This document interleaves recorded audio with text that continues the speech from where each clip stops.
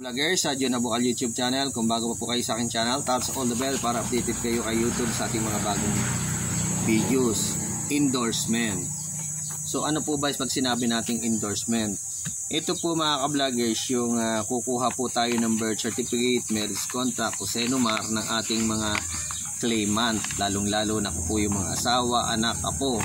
So ito po ay manggagaling sa Office of the Civil Registrar sa land, sa ating registrar. So sila po ay sila po ang gagawa nito. Kukunan natin po sila ng birth certificate, lalong-lalo na kapag hindi na po mabasa yung pangalan, kasi pag matagal na po sa NSO minsan halos hindi mabasa at burado na po. So magpapa-endorse po tayo at ito po ay ihuhulog nila sa LBC or any branch po ng transmittal na mga endorsement. So ito po ay kukuha tayo ng panibagong birth certificate sa Office of the Civil Registrar para po mas malinaw yung makukuha nating mga NSO, birth certificate, marriage contract ng ating mga claimant.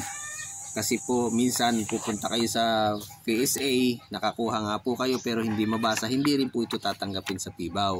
So mas maganda po para sigurado bago po kayo tumakbo, ipa-endorse nyo na po lahat ng claimant. Kaya lang doble gastos po talaga. So magbabayad po kayo sa endorsement. Ayan po, meron po nakakalagay dito, confidential. Ayan, 140. Noon pa po to, 140 pesos yun ang babayaran natin sa bawat endorsement ng birth certificate.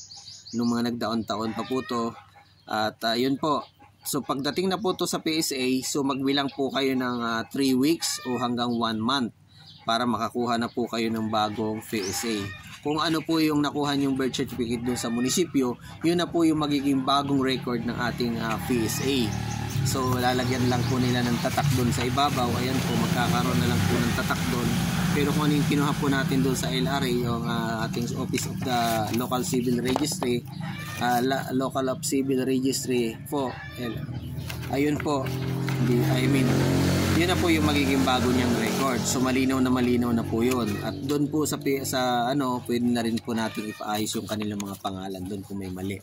At ipa-affidavit na po natin bago po natin ipa-endorsement. Lahat po ng may pagkakamali bago kayo tumakbo sa PIBAW, kailangan ipa-affidavit nyo na po at kailangan po maayos. Kasi kung uuwi pa kayo ng probinsya dahil lang doon sa pagkakamali ng bawat letra na yon, birth certificate na yon, ay magkakaproblema, sayang po ang pamasahe. Sa John Abukal YouTube channel po, touch all the bell para updated po kayo kay YouTube sa ating mga bagong videos. Sana po ay i-follow nyo ang aking channel, line po John Abukal YouTube channel po.